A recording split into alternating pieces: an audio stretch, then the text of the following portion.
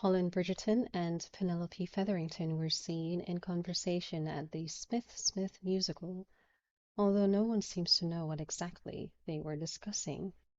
This author would venture to guess that their conversation centered upon this author's identity, since that was what everyone else seemed to be talking about before, after, and, rather rudely, in this author's esteemed opinion during the performance. In other news, Honore Smith's violin was damaged when Lady Danbury accidentally knocked it off a table while waving her cane. Lady Danbury insisted upon replacing the instrument, but then declared that, as it is not her habit to buy anything but the best, Honore will have a Riguri violin imported from Cremona, Italy. It is this author's understanding that, when one factors in manufacture and shipping time, along with a lengthy waiting list, it takes 6 months for a Riguri violin to reach our shores. Lady Whistledown's Society Papers, April 16th, 1824.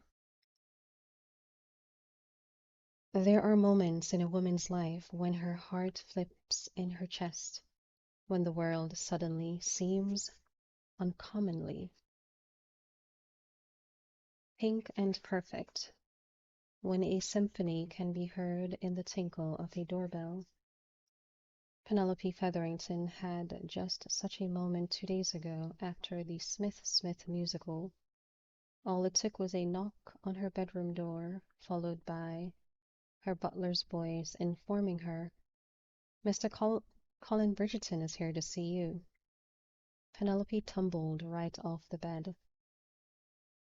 Brierly, who had butlered for the Featherington family long enough so that he did not even so much as bat an eyelash at Penelope's clumsiness, murmured, "Shall I tell him you are not in?"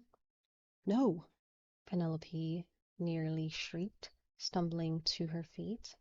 "I mean, no," she added in a more reasonable voice, "but I will require 10 minutes to prepare myself." She glanced in the mirror and winced at her disheveled appearance. 15. "As you wish, Miss Penelope. Oh, and make certain to prepare a tray of food. Mr. Bridgerton is sure to be hungry. He's always hungry." The butler nodded again.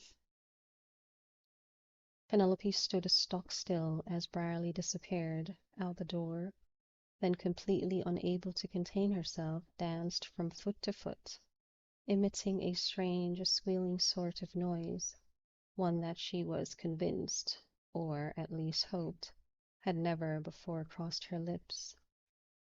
Then again, she couldn't remember the last time a gentleman had called upon her, much less the one with whom she'd been desperately in love for almost half of her life. "Settle down," she said, spreading her fingers and pressing her flattened palms out in much the same motion she might make it if she were trying to placate a small, unruly crowd. "You must remain calm, calm," she repeated, as if that would actually do the trick. Calm. But inside, her heart was dancing. She took a few deep breaths, walked over to her dressing table, and picked up her hairbrush. It would only take a few minutes to repin her hair. Surely Colin wasn't going to flee if she kept him waiting for a short while. He'd expect her to take a bit of time to ready herself, wouldn't he? But still, she found herself fixing her hair in record time, and by the time she stepped through the sitting-room door, a mere 5 minutes had passed since the butler's announcement. "That was quick," Colin said with a quirky grin. He'd been standing by the window, peering out at Mount Street. "Or was it?" Penelope said, hoping that the heat she felt on her skin wasn't translating into a blush. A woman was supposed to keep a gentleman waiting, although not too long. Still, it made no sense to hold to such silly behavior with Colin, of all people. He would never be interested in her in a romantic fashion, and besides, they were friends. Friends. It seemed like such an odd concept, and yet that was exactly what they were. They'd always been friendly acquaintances, but since his return from Cyprus, they'd become friends in truth. It was magical. Even if he never loved her, and she rather thought he never would, this was better than what they'd had before. To what do I owe the pleasure? She asked, taking a seat on her mother's slightly faded yellow damsack sofa.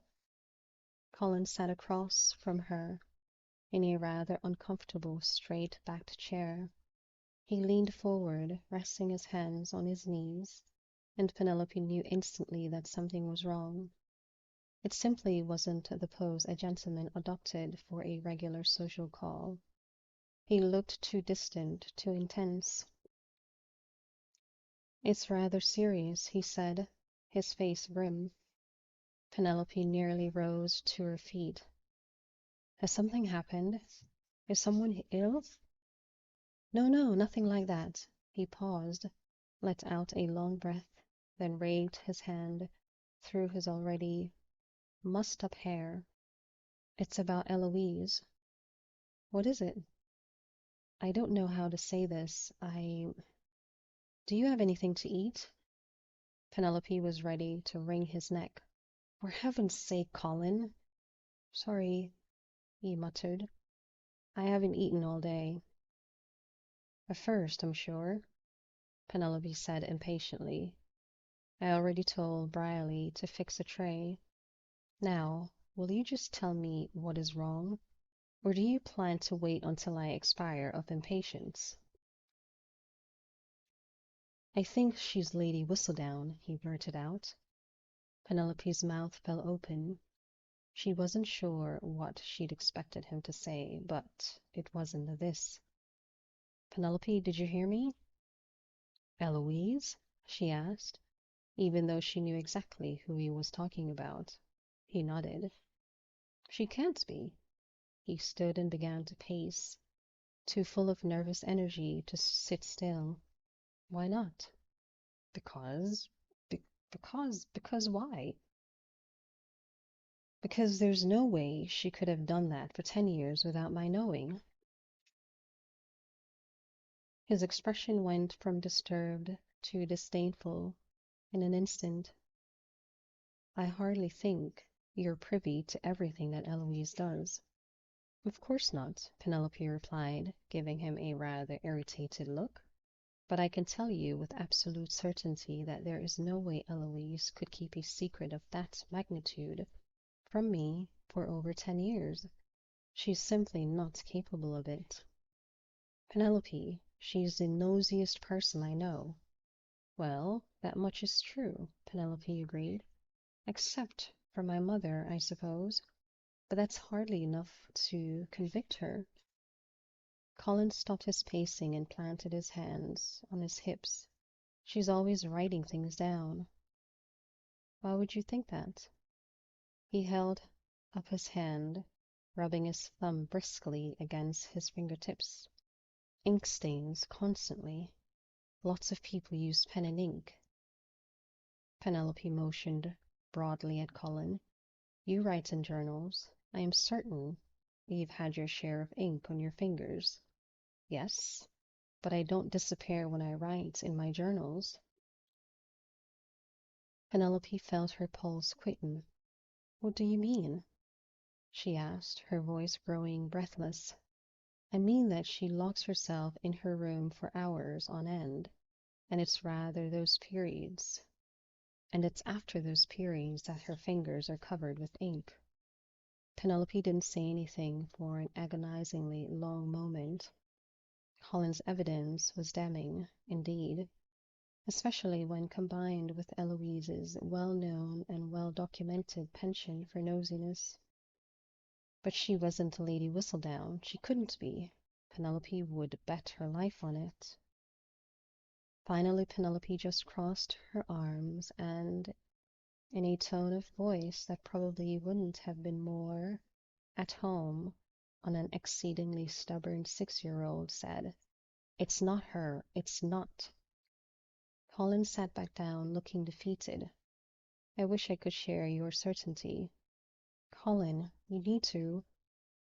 "Where the hell is the food?" he grumbled.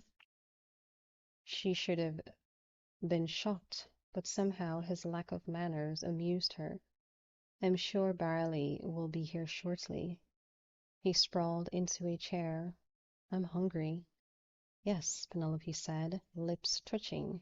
"I surmised as much." He sighed, weary and worried. If she's Lady Whistledown, it'll be a disaster, a pure, unmitigated disaster. "It wouldn't be that bad," Penelope said carefully. "Not that I think she's Lady Whistledown, because I don't. But truly, if she were, would it be so dreadful? I rather like Lady Whistledown myself." "Yes, Penelope," Colin said rather sharply. "It would be so very dreadful. She'd be ruined." "I don't think she'd be ruined." "Of course she'd be ruined. Do you have any idea how many people that woman has insulted over the years?" "I didn't realize you hated Lady Whistledown so much," Penelope said. "I don't hate her," Colin said impatiently. "It doesn't matter if I hate her. Everyone else hates her." "I don't think that's true. They all buy her paper." "Of course they buy her paper. Everyone buys her bloody paper." "Colin!" "Sorry," he muttered, but it didn't really sound like he meant it. Penelope nodded her acceptance of his apology. "Whoever that Lady Whistledown is," Colin said, shaking his finger at her with such vehemence that she actually lurched backward, "when she is unmasked, she will not be able to show her face in London." Penelope delicately cleared her throat. "I didn't realize you cared so much about the opinions of society." "I don't," he retorted. "Well, not much at least. Anyone who tells you they don't care at all is a liar and a hypocrite." Penelope rather thought he was correct, but she was surprised he'd admit it. It seemed men always liked to pretend that they were wholly self-contained, completely unaffected by the whims and opinions of society. Colin leaned forward, his green eyes burning with intensity. "This isn't about me, Penelope, it's about Eloise. And if she is cast out of society, she will be crushed." He sat back, but his entire body radiated tension. "Not to mention what it would do to my mother."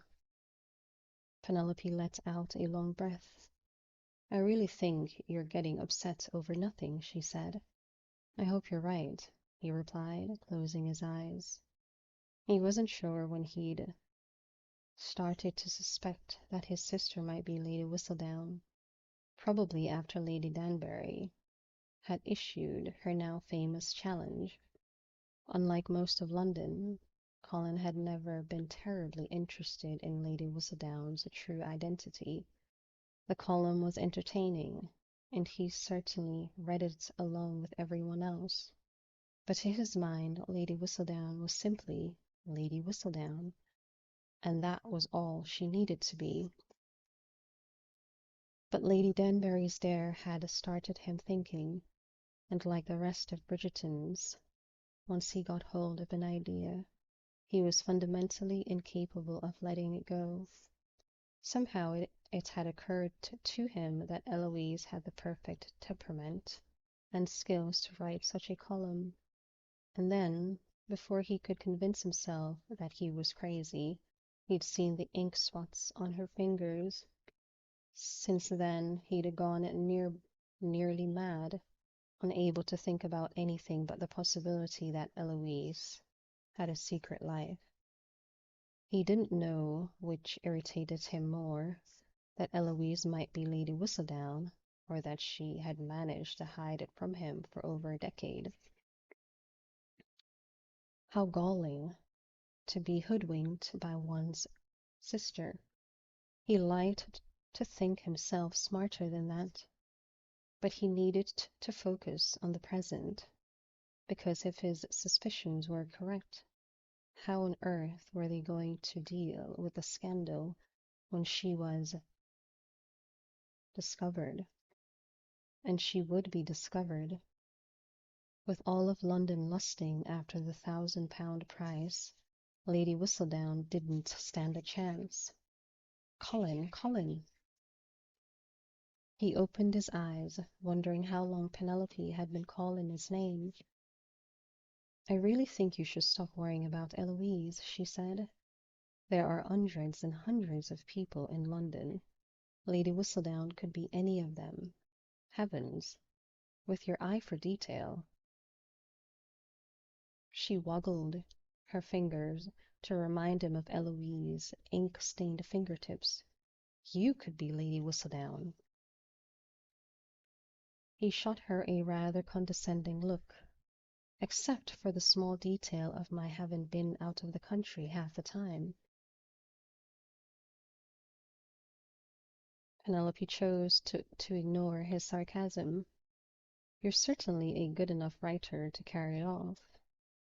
Colin had intended to say something droll and slightly gruff, dismissing her rather weak arguments, but the truth was he was so secretly delighted about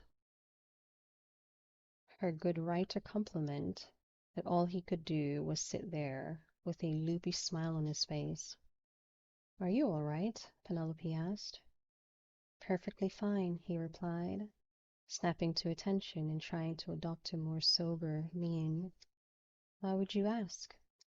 Because you suddenly looked quite ill, dizzy actually. I'm fine, he repeated, probably a little longer than was necessary. I am just thinking about the scandal. She let out a beleaguered sigh, which irritated him, because he didn't see that she had any reason to feel so impatient with him. What scandal? She asked. The scandal that is going to erupt when she is discovered, he groaned out. She's not Lady Whistledown, she insisted. Colin suddenly sat up straight, his eyes alight with a new idea. Do you know, he said in a rather intense sort of voice, but I don't think it matters if she is Lady Whistledown or not. Penelope stared at him blankly for a full 3 seconds before looking about the room, muttering, Where's the food? I must be light-headed. Haven't you spent the last 10 minutes positively going mad over the possibility that she is? As if on cue, Brierly entered the room with a heavily laden tray. Penelope and Colin watched in silence as the butler laid out the meal. Would you like me to fix your plates? He inquired. No, that's quite all right, Penelope said quickly. We can manage ourselves. Brierly nodded, and as soon as he'd laid the flatware and filled the 2 glasses with lemonade, left the room. Listen to me, Colin said, jumping to his feet and moving the door so that it almost rested against the door frame, but remained technically open should anyone quibble about proprieties. Don't you want something to eat? Penelope inquired, holding aloft a plate that she'd filled with various small snacks. He snatched a piece of cheese, ate it in 2 rather indelicate bites, then continued, Even if Eloise isn't Lady Whistledown, and mind you, I still think she is, it doesn't matter, because if I suspect that she's Lady Whistledown, then surely someone else will. Your point being? Colin realized that his arms were reaching forward, and he stopped himself before he reached out to shake her shoulders. It shouldn't matter. Don't you see? If someone points his fingers at her, she'll be ruined. But not, Penelope said, appearing to require a great deal of effort to unclench her teeth. If she's not Lady Whistledown. How could she prove it? Colin returned, jumping to his feet. Once a rumor is started, the damage is done. It develops a life of its own. Colin, you ceased to make sense 5 minutes ago. No, hear me out. He whirled to face her, and he was seized by a feeling of such intensity that he couldn't have ripped his eyes from hers if the house were falling down around them. Suppose I told everyone that I had seduced you. Penelope grew very, very still. You'd be ruined forever, he continued, crouching down near the edge of the sofa so that they were more on the same level. It wouldn't matter that we had never even kissed. That, my dear Penelope, is the power of the word. She looked oddly frozen, and at the same time flushed. I don't know what to say, she stammered. And then the most bizarre thing happened. He realized that he didn't know what to say either, because he'd forgotten about rumors and the power of the word and all of that rot. And the only thing he could think of was the part about the kissing and good gosh in heaven, he wanted to kiss Penelope Featherington. Penelope Featherington. He might as well have said he wanted to kiss his sister, except he stole a glance at her. She looked uncommonly fetching, and he wondered how he hadn't noticed that earlier that afternoon she wasn't his sister. She definitely wasn't his sister. Colin? His name was a mere whisper on her lips. Her eyes were quite adorably blinking and befuddled. And how was it he'd never noticed what an intriguing shade of brown they were? Almost gold near the pupil. He'd never seen anything like it. And yet, it wasn't as if he hadn't seen her 100 times before. He stood, suddenly, drunkenly. Best if they were quite on the same latitude. Harder to see her eyes from up here. She stood too. Damn it. Colin? She asked, her voice barely audible. Could I ask you a favor? Call it male intuition, call it insanity, but a very insistent voice inside of him was screaming that whatever she wanted had to be a very bad idea. He was, however, an idiot. He had to be, because he felt his lips part, and then he heard a voice that sounded an awful lot like his own say, "Of course." Her lips puckered, and for a moment he thought she was trying to kiss him, but then he realized that she was just bringing them together to form a word. Would. Just a word. Nothing but a word beginning with W. W always looked like a kiss. Would you kiss me?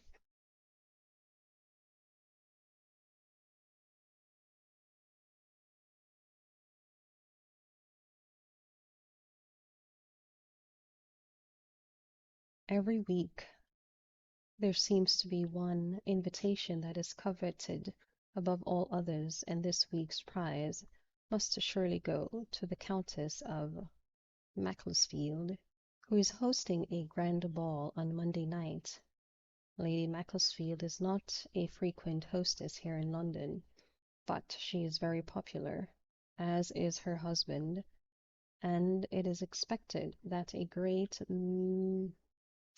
many bachelors plan to attend, including Mr. Colin Bridgerton, assuming he does not collapse from exhaustion after 4 days with the 10 Bridgerton grandchildren, Viscount Berwick and Mr. Michael Enster Wetherby.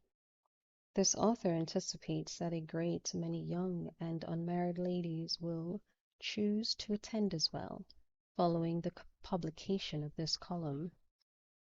Lady Whistledown's Society Paper, April 16, 1824.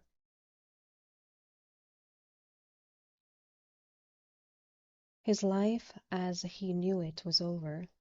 What? He asked, aware that he was blinking rapidly. Her face turned a deeper shade of crimson than he'd thought humanly possible, and she turned away. Never mind, she mumbled. Forget I said anything. Colin thought that a very good idea.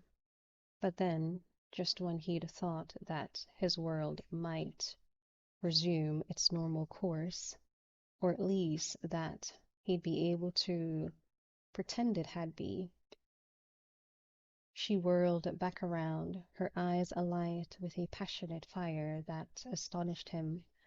No, I'm not going to forget it, she cried out. I've spent my life forgetting things, not saying them, never telling anyone what I really want.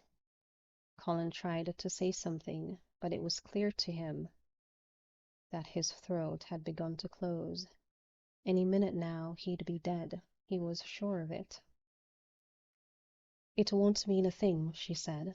I promise you, it won't mean anything, and I never expect anything from you because of it. But I could die tomorrow and... What? Her eyes looked huge and melting dark and pleading, and he could feel his resolve melting away. I am 28, she said, her voice soft and sad. I am an old maid, and I've never been kissed. Gah, gah, gah, gah. He knew how to speak.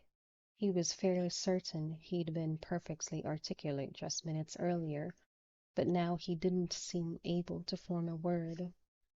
And Penelope kept talking, her cheeks delightfully pink, and her lips moving so quickly that he couldn't help but wonder what they'd feel like on his skin, on his neck, on his shoulder, on his other places.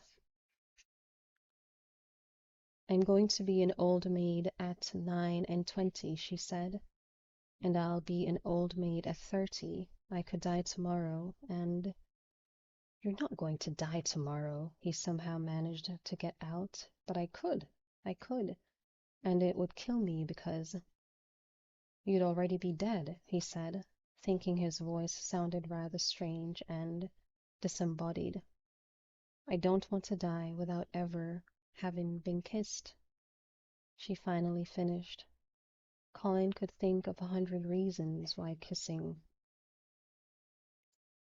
Penelope Featherington was a very bad idea, the number one being that he actually wanted to kiss her. He opened his mouth, hoping that a sound would emerge, and that it might actually be intelligible speech.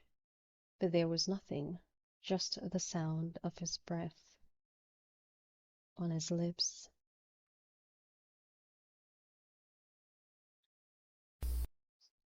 And then Penelope did the one thing that could break his resolve in an instant. She looked up at him, deeply into his eyes, and uttered one simple word. Please. He was lost. There was something heartbreaking in the way she was gazing at him, as if she might die if he didn't kiss her. Not from heartbreak, not from embarrassment. It was almost as if she needed him for nourishment, to feed her soul, to fill her heart. and Colin couldn't remember anyone else ever needing him with such fervor. It humbled him. It made him want her with an intensity that nearly buckled his knees. He looked at her, and somehow he didn't see the woman he'd seen so many times before. She was different. She glowed. She was a siren, a goddess, and he wondered how on earth no one had ever noticed this before. "Colin," she whispered. He took a step forward, barely a foot, but it was close enough so that when he touched her chin and tipped her face up, her lips were mere inches from his. Their breath mingled, and the air grew hot and heavy. Penelope was trembling. He could feel that under his fingers, but he wasn't so sure that he wasn't trembling too. He assumed he'd say something flip and droll, like the devil-may-care fellow he was reputed to be. Anything for you, perhaps, or maybe every woman deserves at least one kiss. But as he closed the bare distance between them, he realized that there were no words that could capture the intensity of the moment. No words for the passion, no words for the need, no words for the sheer epiphany of the moment. And so, on an otherwise unremarkable Friday afternoon, in the heart of Mayfair, in a quiet drawing room on Mount Street, Colin Bridgerton kissed Penelope Featherington. And it was glorious. His lips touched hers softly at first, not because he was trying to be gentle, although if he had had the presence of mind to think about such things, it probably would have occurred to him that this was her first kiss, and it ought to be reverent and beautiful and all the things a girl dreams about as she's lying in bed at night. But in all truth, none of that was on Colin's mind. In fact, he was thinking of quite little. His kiss was soft and gentle because he was still so surprised that he was kissing her. He'd known her for years, had never even thought about touching his lips to hers. And now he couldn't have let her go if the fires of hell were licking his toes. He could barely believe what he was doing, or that he wanted to do it so damned much. It wasn't the sort of kiss one initiates because one is overcome with passion or emotion or anger or desire. It was a slower thing, a learning experience, for Colin just as much as for Penelope. And he was learning that everything he thought he'd known about kissing was rubbish. Everything else had been mere lips and tongue and softly murmured, but meaningless words. This was a kiss. There was something in the friction, the way he could hear and feel her breath at the same time. Something in the way she held perfectly still, and yet he could feel her heart pounding through her skin. There was something in the way, or in the fact that he knew it was her. Colin moved his lips slightly to the left until he was nipping the corner of her mouth, softly tickling the very spot where her lips joined. His tongue dipped and traced, learning the contours of her mouth, tasting the sweet, salty essence of her. This was more than a kiss. His hands, which had been lightly splayed against her back, grew rigid, more tense as they pressed into the fabric of her dress. He could feel the heat of her under his fingertips, seeping up through the muslin, swirling in the delicate muscles of her back. He drew her to him, pulling her closer, closer, until their bodies were pressed together. He could feel her, the entire length of her, and it set him on fire. He was growing hard, and he wanted her. Dear God, how he wanted her. His mouth grew more insistent, and his tongue darted forward, nudging her until her lips parted. He swallowed her soft moan of acquiescence, then pushed forwards to taste her. She was sweet and a little tart from the lemonade, and she was clearly as intoxicating as fine brandy, because Colin was starting to doubt his ability to remain on his feet. He moved his hands along the length of her, slowly, so as not to frighten her. She was soft, curvy, and lush, just as he'd always thought a woman should be. Her lips, her hips flared, and her bottom was perfect, and her breasts, good God, her breasts felt good pressing against his chest. His palms itched to cup them, but he forced his hands to remain where they were, rather enjoyably on her dearie, so it really wasn't that much of a sacrifice. Beside the fact that he really shouldn't be groping a gently bred lady's breasts in the middle of her drawing room, he had a rather painful suspicion that if he touched her in that way, he would lose himself completely. Penelope, Penelope, he murmured, wondering why her name tasted so good on his lips. He was ravenous for her, heady and drugged by passion, and he wanted desperately for her to feel the same way. She felt perfect in his arms, but thus far she had made no reaction. Oh, she had swayed in his arms and opened her mouth to welcome his sweet invasion, but other than that, she had done nothing. And yet, from the pant of her breath and the beat of her heart, he knew that she was aroused. He pulled back just a few inches so that he could touch her chin and tilt her face up towards his. Her eyelids fluttered open, revealing eyes that were dazzled with passion, perfectly matching her lips, which were lightly parted, completely soft, and thoroughly swollen from his kisses. She was beautiful, utterly, completely, soul-stirringly beautiful. He didn't know how he hadn't noticed it all these years.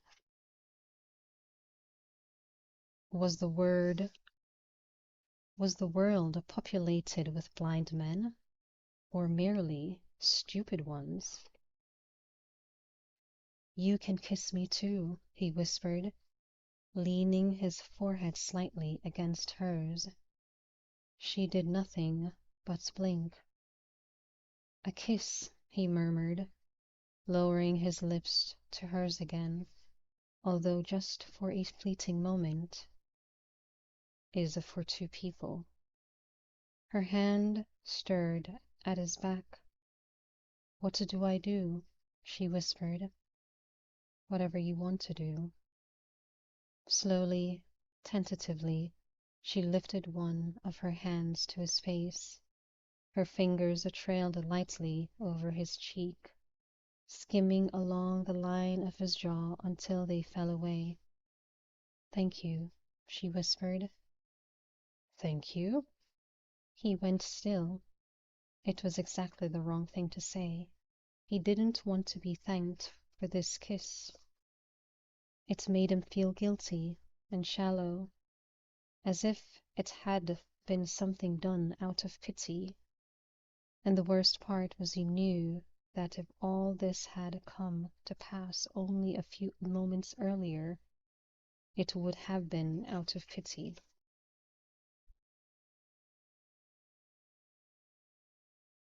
What the hell did that say about him?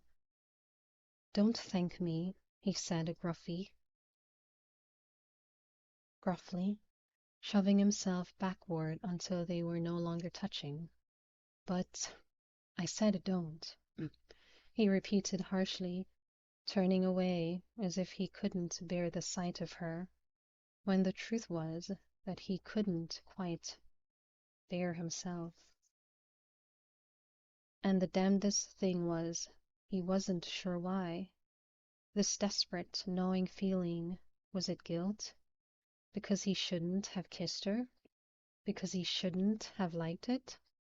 "Colin," she said, "don't be angry with yourself." "I'm not," he snapped. "I asked you to kiss me. I practically forced you." Now, there was a surefire way to make a man feel manly. "You didn't force me," he bit off. "No, but for the love of gosh, Penelope, enough!" She drew back, her eyes wide. "I'm sorry," she whispered. He looked down at her hands. They were shaking. He closed his eyes in agony. Why was he being such an ass? "Penelope," he began. "No, it's all right," she said, her words rushed. "You don't have to say anything." "No, I should. I really wish you wouldn't." And now she looked so quietly dignified, which made him feel even worse. She was standing there, her hands clasped demurely in front of her, her eyes downward, not quite on the floor, but not on his face. She thought he'd kissed her out of pity, and he was a knave, because a small part of him wanted her to think that, because if she thought it, then maybe he could convince himself that it was true, that it was just pity, that it couldn't possibly be more. "I should go," he said, the words quiet and yet still too loud in the silent room. She didn't try to stop him. He motioned to the door. "I should go," he said again, even as his feet refused to move. She nodded. "I didn't," he started to say, and then, horrified by the words that had nearly come out of his mouth, he actually did head toward the door. But Penelope called out. Of course she called out. "You didn't what?" And he didn't know what to say, because what he'd started to say was, "I didn't kiss you out of pity." If he wanted her to know that, if he wanted to convince himself of that, then that could only mean that he craved her good opinion, which could only mean— "I have to go," he blurted out, desperate now, as if leaving the room might be the only way to keep his thoughts from traveling down such a dangerous road. He crossed the remaining distance to the door, waiting for her to say something, to call out his name, but she didn't, and he left, and he'd never hated himself more. Colin was in an exceedingly bad mood before Colin was in an exceedingly bad mood before the footman showed up at his front door with a summons from his mother. Afterward, he was beyond repair. Bloody hell. She was going to start in on him again about getting married. Her summons were always about getting married, and he really wasn't in the mood for it right now. But she was his mother, and he loved her, and that meant he couldn't very well ignore her.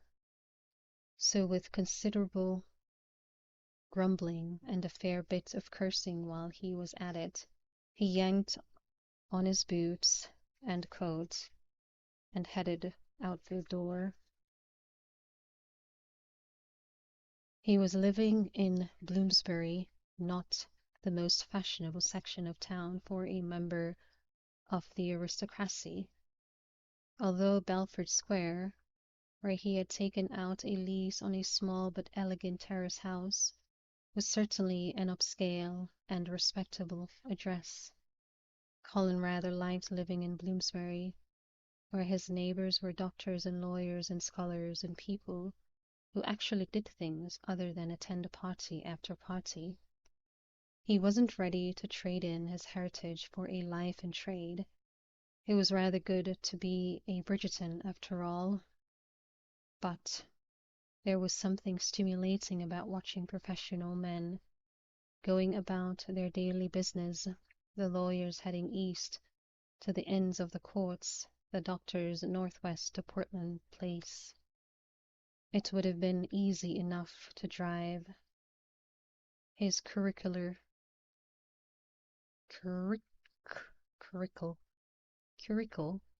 across town.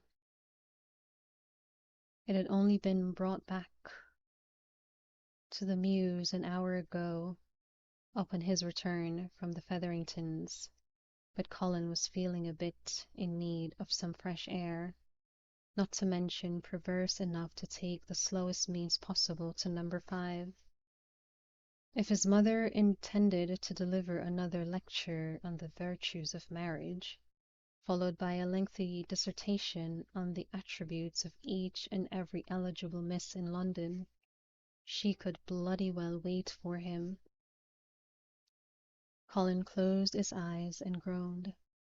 His mood must be worse than even he had thought if he was cursing in relation to his mother, whom he, and all the Bridgertons really, held in the highest esteem and affection. It was Penelope's fault. No, it was Eloise's fault, he thought, grinding his teeth. Better to blame a sibling.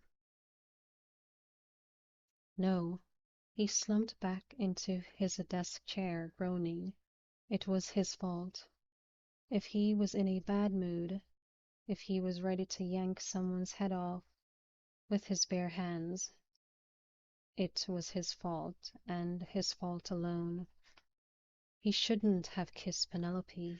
It didn't matter that he'd wanted to kiss her, even though he hadn't even realized that he wanted to until right before she'd mentioned it. He still shouldn't have kissed her, although, when he really thought about it, he wasn't quite sure why he shouldn't have kissed her. He stood, then trudged to the window and let his forehead rest against the pane. Bedford Square was quiet, with only a few men walking along the pavement. Laborers, they looked to be, probably working on the new museum being built just to the east. It was why Colin had taken a house on the west side of the square. The construction could get very noisy. His gaze traveled north to the statue of Charles James Foote.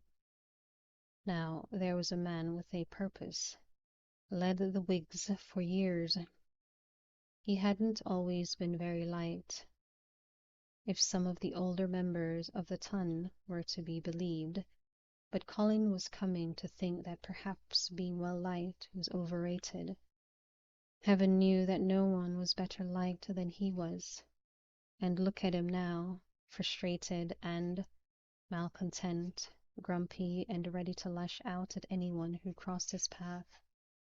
He sighed, planting one hand on the window frame and pushing himself back to an upright position.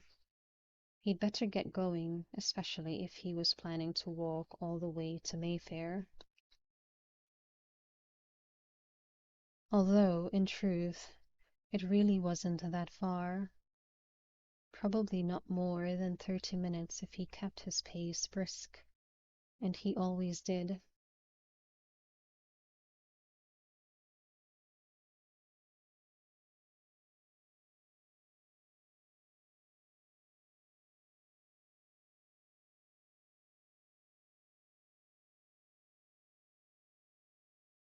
One second here.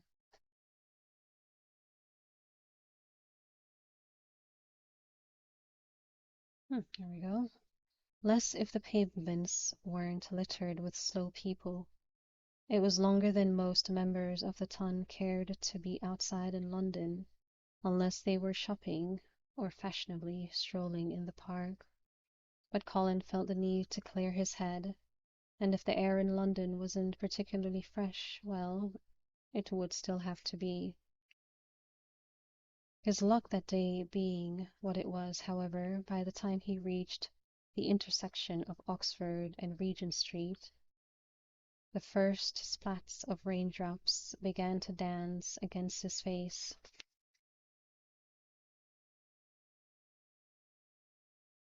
By the time he was turning off Hanover Street onto St. George Street, it was pouring in earnest, and he was just close enough to Bruton Street that it would have been really ridiculous to have tried to hail a hackney to take him the rest of the way.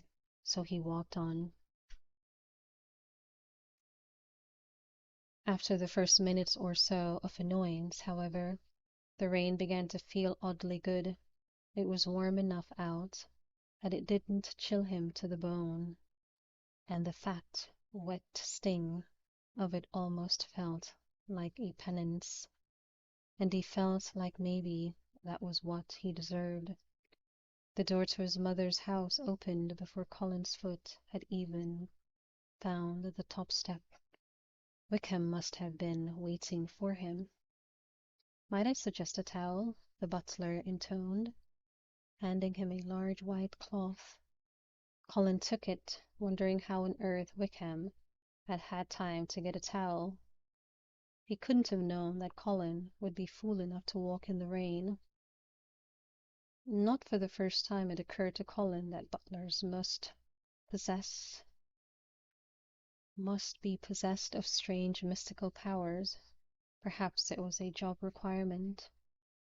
Colin used the towel to dry his hair, causing great consternation to Wickham, who was terribly proper and surely expected Colin to retire to a private room for at least a half an hour to mend his appearance.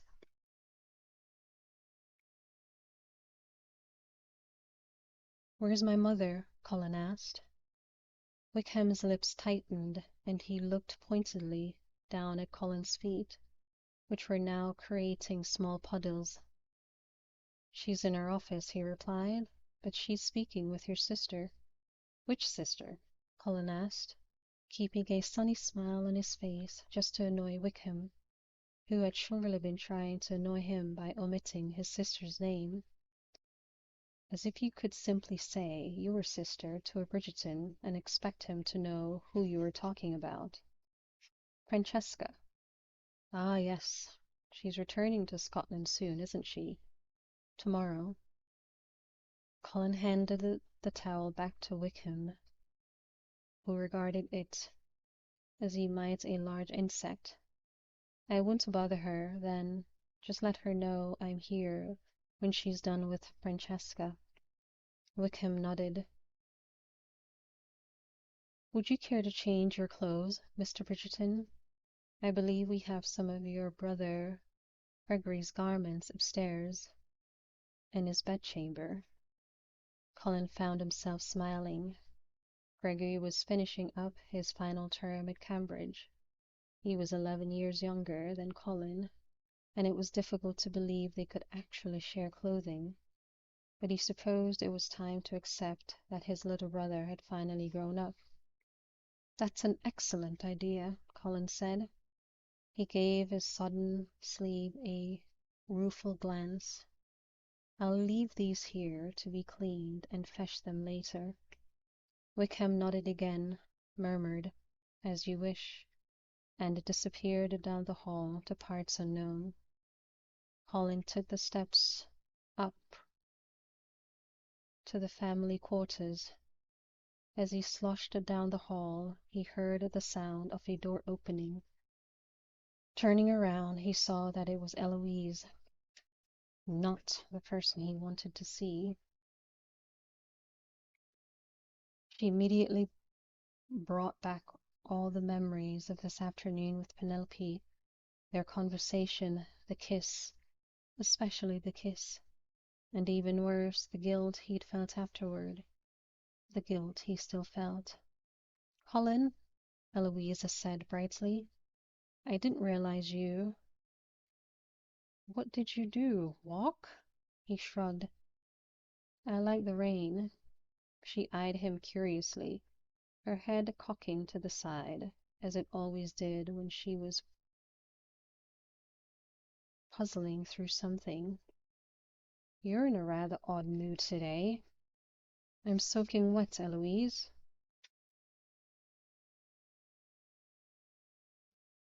No need to snap at me about it, she said with a sniff. I didn't force you to walk across town in the rain. It wasn't raining when I left, he felt rather compelled to say. There was something about a sibling that brought out the 8-year-old in a boy. I'm sure the sky was gray, she returned. Clearly, she had a bit of the 8-year-old in her as well. May we continue this discussion when I'm dry? He asked, his voice deliberately impatient. Of course, she said, expansively. All accommodation. I'll wait for you right there. Colin took his time while he changed into Gregory's clothes, taking more care with his cravat than he had in years. Finally, when he was convinced that Eloise must be grinding her teeth, he re-entered the hall. I heard you went to see Penelope today, she said without preamble. Wrong thing to say. Where did you hear that? He asked carefully. He knew that his sister and Penelope were close, but surely Penelope wouldn't have told Eloise about that. Felicity told Hyacinth, and Hyacinth told you, of course. Something, Colin muttered, has got to be done about all the gossip in this town. I hardly think this counts as gossip, Colin, Eloise said. It's not as if you are interested in Penelope. If she had been talking about any other woman, Colin would have expected her to give him a sidelong glance, followed by a coy, "Are you?" But this was Penelope, and even though Eloise was her very best friend, and thus her finest champion, even she couldn't imagine that a man of Colin's reputation and popularity would be interested in a woman of Penelope's reputation and lack of popularity. Colin's mood shifted from bad to foul. Anyway, Eloise continued, completely oblivious to the thunderstorm that was brewing in her normally sunny and jovial brother. Felicity told Hyacinth that Brierly told her that you'd visited. I was just wondering what it was about. It's none of your business, Colin said briskly, hoping she'd leave it at that, but not really believing she would. He took a step toward the stairwell, though always optimistic. It's about my birthday, isn't it? Eloise guessed, dashing in front of him with such suddenness that his toe crashed into her slipper. She winced, but Colin didn't feel particularly sympathetic. No, it's not about your birthday, he snapped. Your birthday isn't even until... He stopped. Ah well, until next week, he grumbled. She smiled slyly. Then, as if her brain had just realized it had taken a wrong turn, her lips parted with dismay as she mentally backed up and headed in another direction. So, she continued, moving slightly so that she better blocked his path. If you didn't go over there to discuss my birthday, and there's nothing you could say now that would convince me you did, why did you go to see Penelope? Is nothing private in this world? Not in this family. Colin decided that his best bet was to adopt his usual sunny persona, even though he didn't feel the least bit charitable toward her at the moment. And so he slapped on the smoothest and easiest of smiles, quirked his head to the side, and asked, "Do I hear Mother calling my name?"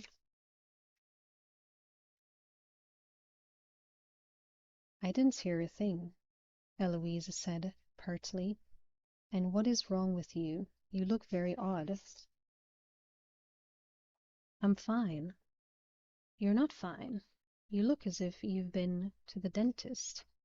His voice descended into a mutter. "It's always nice to receive compliments from family."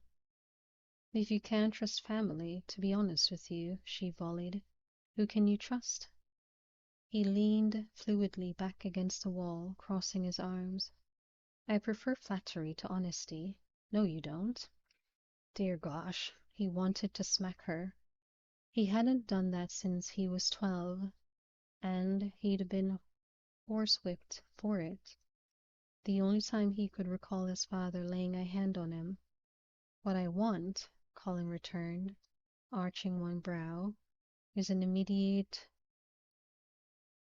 cessation of this conversation." "What you want," Eloise needled, "is for me to stop asking you why you went to see Penelope Featherington, but I think we both know that isn't likely to occur." And that was when he knew it deep in his bones, from his head to his toes, his heart to his mind, that his sister was Lady Whistledown. All of the pieces fit. There was no one more stubborn and bullheaded. There was no one more stubborn and bullheaded, no one who could or would take the time to get to the bottom of every last piece of gossip and innuendo. When Eloise wanted something, she didn't stop until she had it firmly in her grasp. It wasn't about money or greed or material goods. With her, it was about knowledge. She liked knowing things, and she'd needle and needle and needle until you'd told her exactly what she wanted to hear. It was a miracle no one had found out her secret sooner. Out of nowhere, he said, "I need to talk to you." He grabbed her arm and hauled her into the nearest room, which happened to be her own. "Colin," she shrieked, trying unsuccessfully to shake him off. "What are you doing?" He slammed the door shut, let go of her, and crossed his arms, his stance wide, his expression menacing. "Colin," she repeated, her voice dubious, "I know what you've been up to, what I've been..." And then, damn her, she started laughing. "Eloise," he boomed, "I'm talking to you." Clearly, she just barely managed to get out.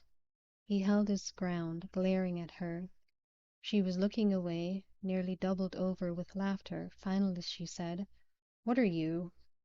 But then she looked at him again, and even though she'd tried to keep her mouth shut, she exploded again. If she'd been drinking something, Colin thought, without a trace of humor. it would have come out her nose. What the hell is the matter with you? He snapped. That finally got her attention. He didn't know whether it was his tone of voice or maybe his use of profanity, but she sobered in an instant. My word, she said softly. You're serious. Do I look like I'm joking? No, Eloise said. Although you did it first. I'm sorry, Colin, but it's just not like you to be glowering and yelling and all that. You looked rather like Anthony. You actually, she said, giving him a look that was not nearly as wary as it should have been. You looked more like yourself, trying to imitate Anthony. He was going to kill her, right here in her room, in his mother's house. He was going to commit sororicide. Colin? She asked hesitantly, as if she'd just finally noticed that she had long since passed angry, as if she had finally noticed that he had long since passed angry on his way to furious. Sit down. He jerked his head toward a chair. Now, are you all right? Sit down, he roared, and she did, with with alacrity. I can't remember the last time you raised your voice, she whispered. I can't remember the last time I had to. What's wrong? He decided he might as well just come out and say it. Colin? I know you're Lady Whistledown. What? There's no use denying it. I've seen. Eloise jumped to her feet. Except that's not true. Suddenly he no longer felt quite so angry. Instead he felt tired, old. Eloise, I've seen the proof. What proof? She asked, her voice rising with disbelief. How can there be proof of something that isn't true? He grabbed one of her arms. Look at your fingers. She did so. What about them? Ink stains. Her mouth fell open. From that, you've deduced that I am Lady Whistledown? Why are they there, then? You've never used a quill? Eloise. There was a great deal of warning in his voice. I don't have to tell you why I have ink stains on my fingers. He said her name again. I don't, she protested. I owe you no. Oh, very well, fine. She crossed her arms mutinously. I write letters. He shot her an extremely disbelieving look. I do, she protested. Every day. Sometimes two in a day when Francesca is away. I'm quite a loyal correspondent. You should know I've written enough letters with your name on the envelope, although I doubt half of them ever reached you. Letters? He asked, his voice full of doubt and derision. For God's sake, Eloise, do you really think that will wash? Who the devil are you writing so many letters to? She blushed, really, truly, deeply blushed. It's none of your business. He would have been intrigued by her reaction if he still weren't so sure that she was lying about being Lady Whistledown. For God's sake, Eloise, he bit off. Who's going to believe that you're writing letters every day? I certainly don't. She glared at him, her dark gray eyes flashing with fury. I don't care what you think, she said in a very low voice. No, that's not true. I am furious that you don't believe me. You're not giving me much to believe in, he said wearily. She stood, walked over to him, and poked him in the chest hard. You are my brother, she spat out. You should believe me unquestioningly. Love me unconditionally. That's what it means to be family. Eloise, he said, her name coming out really as nothing more than a sigh. Don't try to make excuses now. I wasn't. That's even worse.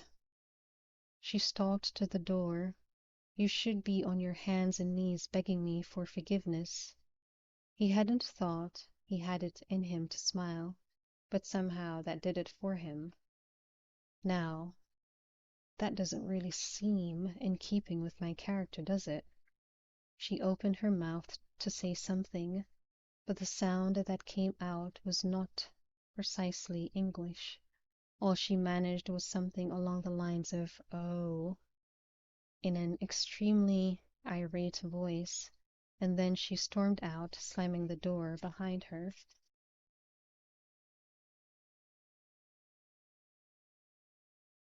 Colin slouched into a chair, wondering when she'd realized that she'd left him in her own bedchamber. The irony was, he reflected, possibly the only bright spot in an otherwise miserable day.